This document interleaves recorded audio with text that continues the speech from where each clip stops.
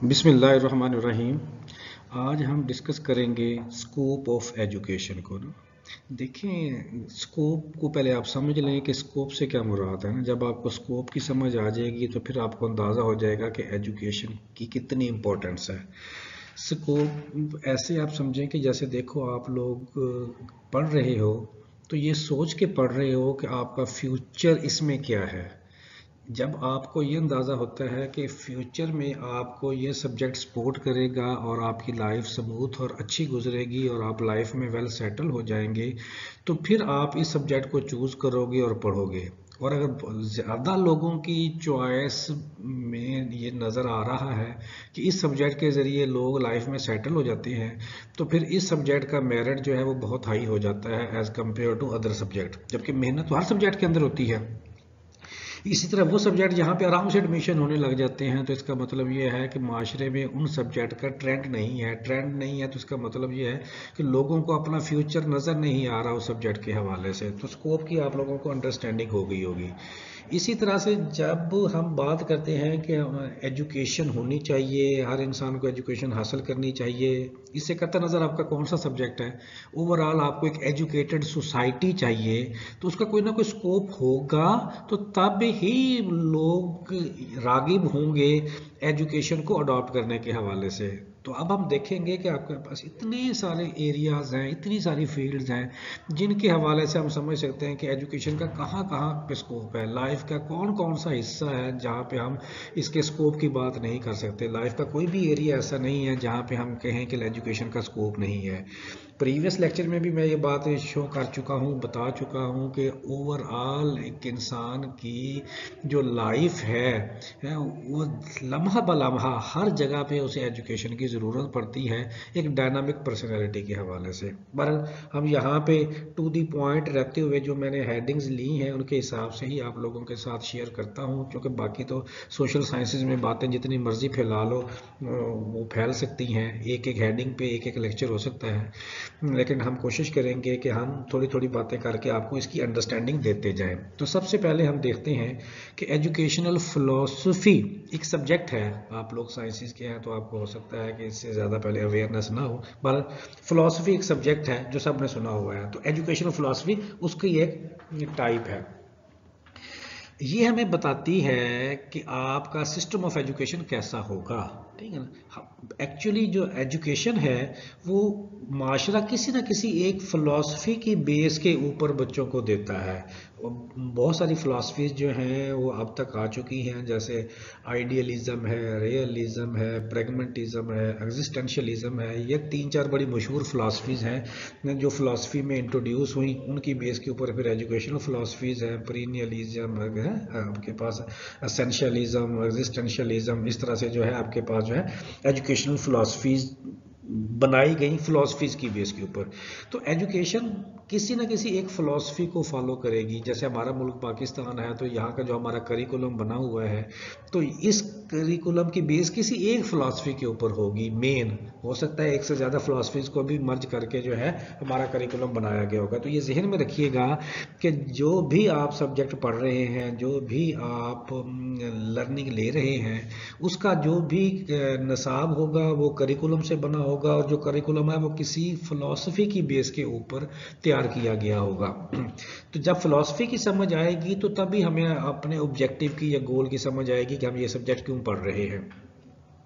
तो इस तरह से देखो कि आपके पास फ़िलासफ़ी हमें बताती है कि आपके पास एम ऑफ एजुकेशन क्या होना चाहिए। फ़िलासफ़ी हमें बताती है कि नेचर ऑफ एजुकेशन क्या होनी चाहिए। फ़िलासफ़ी हमें बताती है कि इंपॉर्टेंस ऑफ एजुकेशन क्या होनी चाहिए, फंक्शन ऑफ एजुकेशन क्या होना चाहिए। तो ये सारी चीज़ें जब आपको समझ आ जाएंगी तो फिर अंदाज़ा हो जाएगा कि एजुकेशन के लिए फ़िलासफ़ी कितनी इंपॉर्टेंस रखती है उसकी बेस के हवाले से। तो they all are essential parts of education. Informal education, ये भी आपको बात होगी, सिर्फ स्कूल और कॉलेज की यूनिवर्सिटी की जो एजुकेशन है वही एजुकेशन नहीं होती। आउटसाइड द इंस्टीट्यूट भी जो आप लर्निंग होती है वो भी एजुकेशन के अंदर आती है। अब इनफॉर्मल एजुकेशन जो है वो स्कूल या कॉलेज या यूनिवर्सिटी के अंदर नहीं होती, आउटसाइड द स्कूल कॉलेज या यूनिवर्सिटी होती है। This refer to learning outside of the formal education system such as through work experience, hobbies and interest. कि जो आप सीखते हैं वर्क एक्सपीरियंस के थ्रू, हॉबीज के थ्रू, इंटरेस्ट के थ्रू, वो सारा इनफॉर्मल एजुकेशन के अंदर आता है। Informal education allows individual to learn new skills, gain new perspective and develop new interest.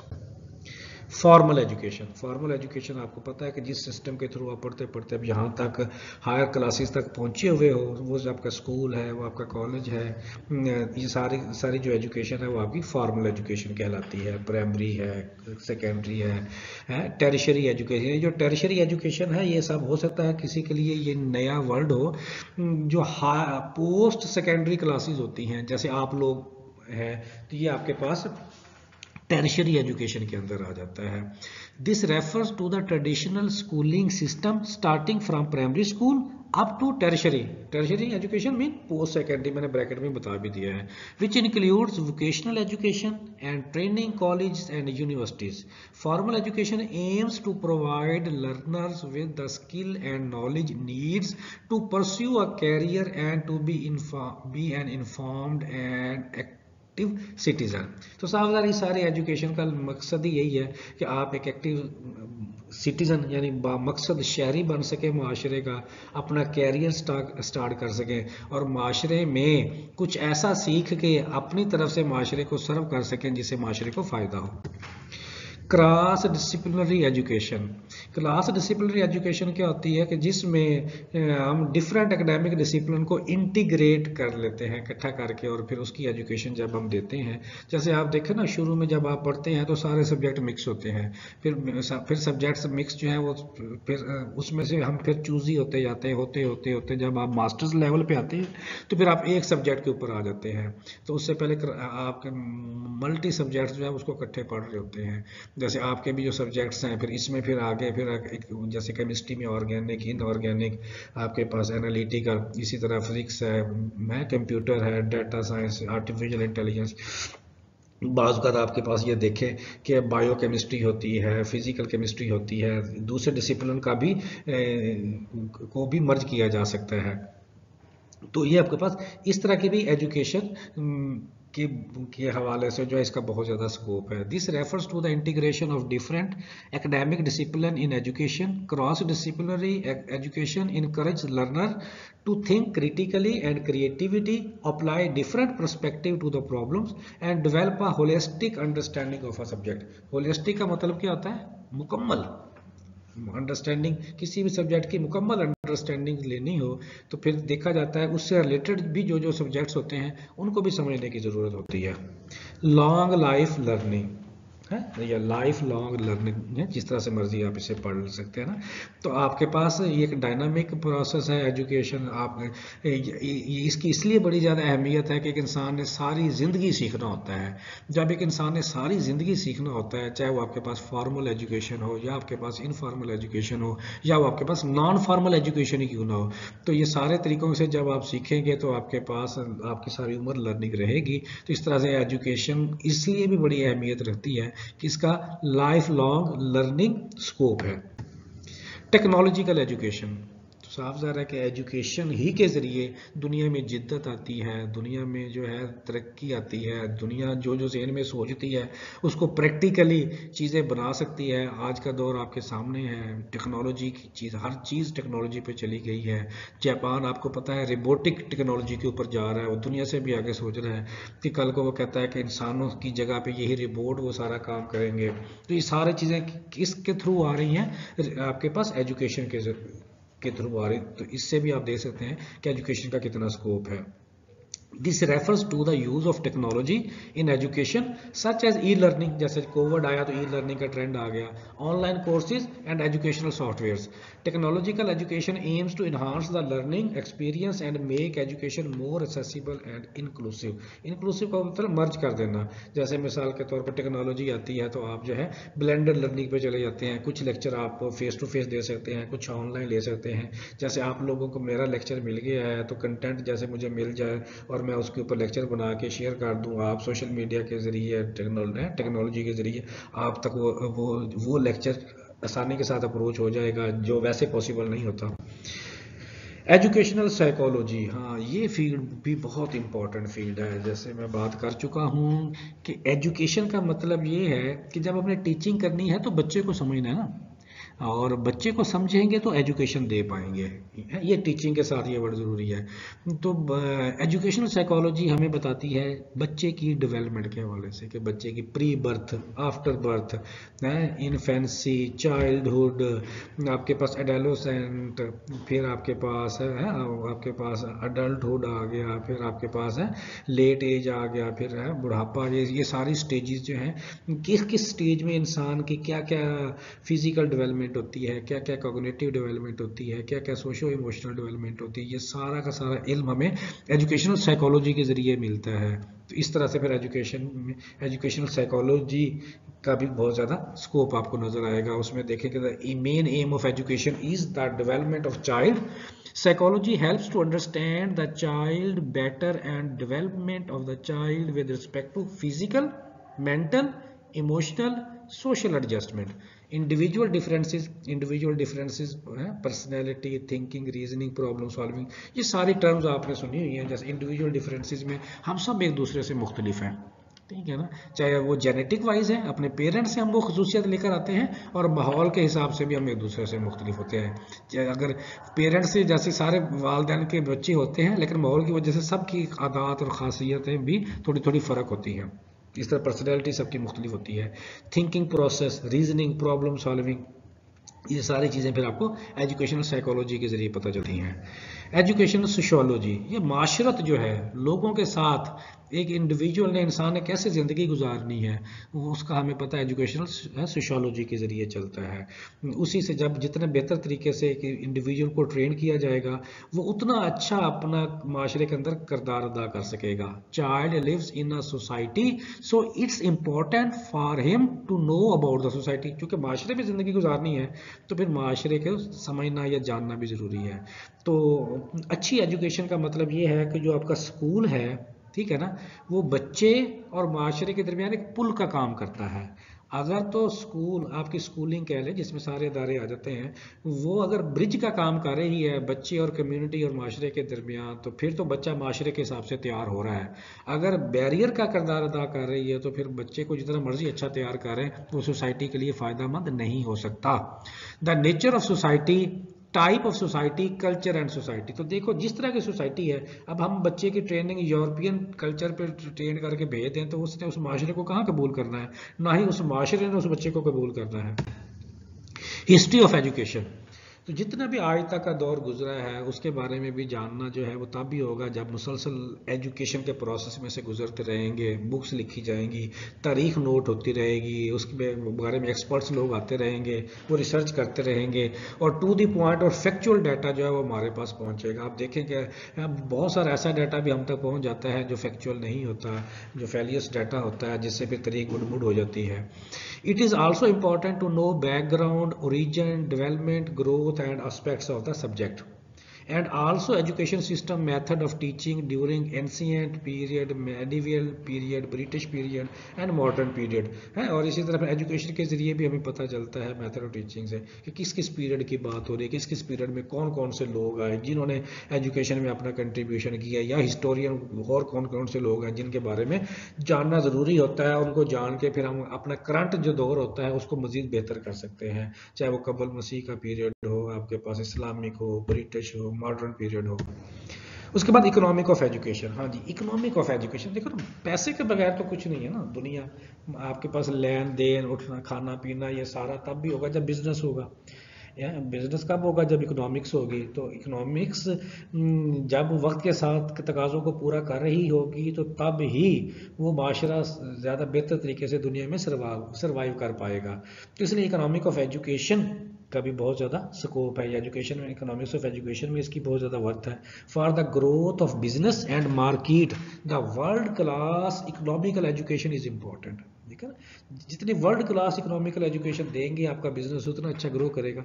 हमारा बिजनेस वाला बच्चा जो है, जो निकल के कंपनी को, फैक्ट्री को सर्व ही ना कर सके, तो उससे फैक्ट्री कहाँ से ग्रो करेंगे ना। फैक्ट्री को तो प्रोडक्टिव इंसान चाहिए जो जदीद तकाज़ों को देखते हुए उनकी फैक्ट्री को ऊपर से ऊपर ले जाए, प्रॉब्लम्स ऑफ एजुकेशन, और वो देख सके कि आपके पास है। इसी तरह हेडिंग दूसरी क्या जी, ये economic of education, problems of education.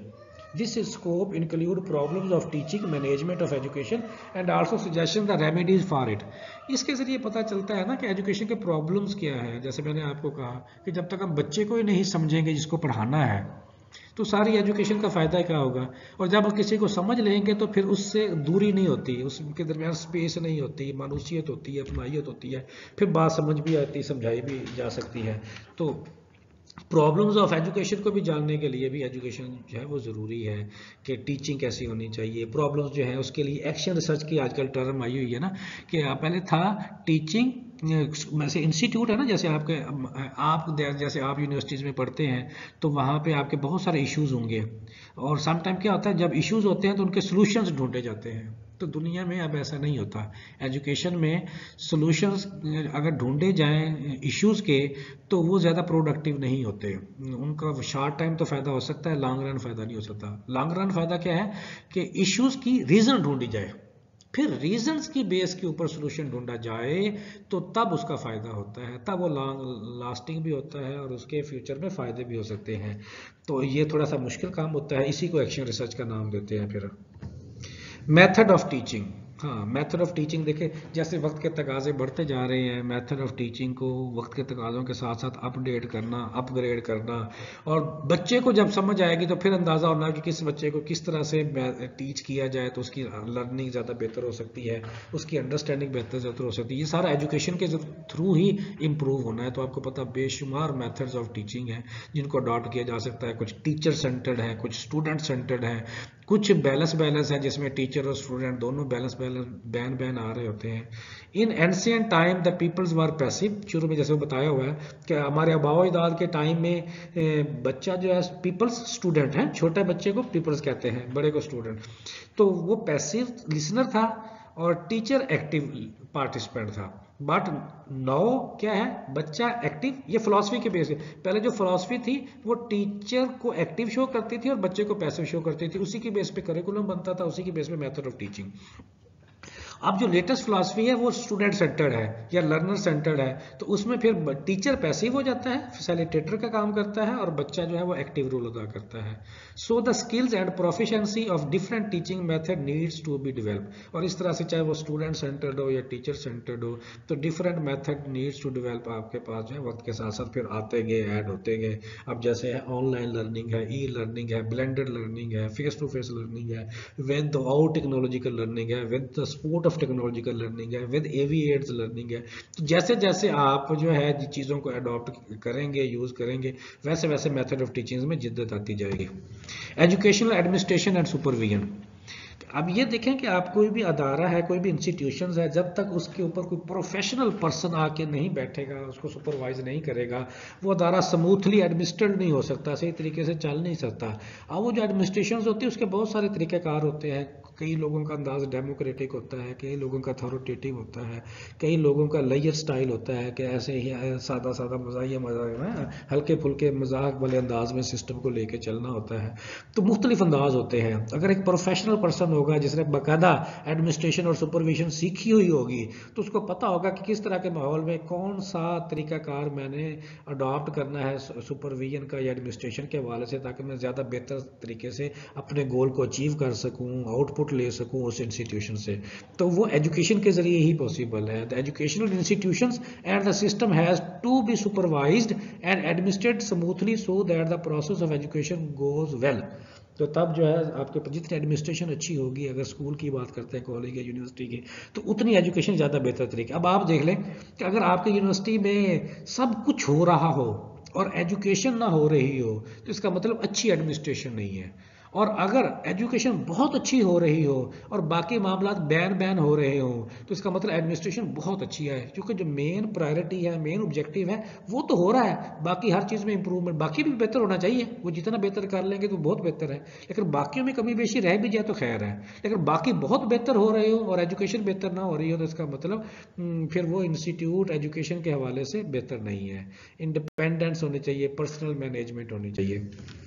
Population education, population education में जैसे ग्रोथ आ जाती है, awareness viewing at the undesirable growth of population and awareness is created through population education. है जैसे कहते हैं पाकिस्तान की आबादी बहुत तेज़ी से बढ़ रही है और इसको कोई मज़हब की बुनियाद के ऊपर बढ़ाया जा रहा है, कोई कैसे है, कुछ लोगों में बर्थ रेट बहुत थोड़ा है। बहरहाल ये एक अलग डिबेट है, बल ये होना चाहिए कि अपनी आबादी अगर वसाइल के हिसाब से हो, ये तो अंडरस्टूड सी बात है, तो मुल्क मैनेजेबल रहता है। अगर वसाइल कम हो जाए, आबादी ज़्यादा बढ़ने लग जाए, वसाइल उस रफ्तार से ना बढ़ रहे हों, तो वो मुल्क दिन ब दिन तरक्की पजीर होता जाता है। तो इसलिए पॉपुलेशन एजुकेशन इस बात की अवेयरनेस देती है कि क्या है आपकी वसाइल और पॉपुलेशन की क्या प्रोपोर्शन होनी चाहिए, फिर उसके हवाले से अवेयरनेस एजुकेशन के ज़रिए ही आनी है, इंटरटेनमेंट के ज़रिए या एड्स के ज़रिए नहीं आती। वो वक्ती तौर अच्छा अगर अवेयरनेस आ भी जाए तो उसकी प्रैक्टिस चाहिए ना।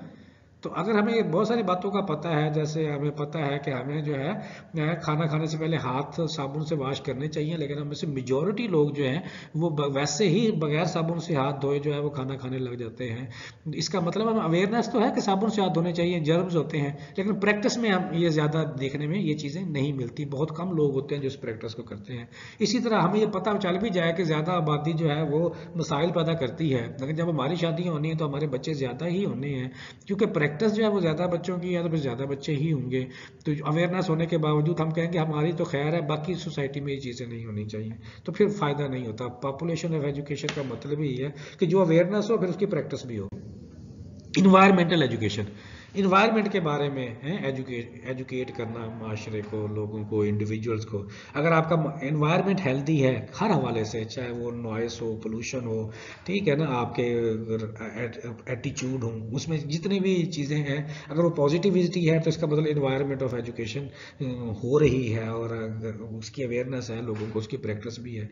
अदरवाइज फिर साफ ज़ाहिर है कि माशरा जो है वो उसकी तरफ नीचे डाउन की तरफ जाता है। Environmental imbalance have drawn the attention of intelligence today.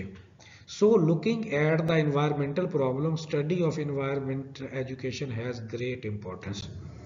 तो इस तरह से हमने मुख्तलिफ एरियाज़ को सामने रखते हुए जो है स्कोप ऑफ एजुकेशन को समझा। देखो कितने एरियाज़ हमारे सामने, इसके अलावा भी बहुत सारे होंगे जिनको आप जो है आप ऐड कर सकते हैं, इसकी कोई लिमिट नहीं है, बेशुमार। जैसे हेरिडिटी आप इसके अंदर ऐड कर सकते हैं, ठीक है ना। आप इसके अलावा इस तरह के और भी बहुत सारे जो हेडिंग्स हैं वो आप अपने स्कोप ऑफ एजुकेशन के अंदर ऐड कर सकते हैं।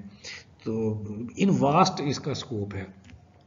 तो इससे हमें फिर पता चलता है कि एजुकेशन जो है, इस स्लाइड में आपको ये मैंने सम अप कर दी है सारी बातें, कि overall the scope of education is diverse and constantly evolving, reflecting the changing needs and aspirations of learner and society.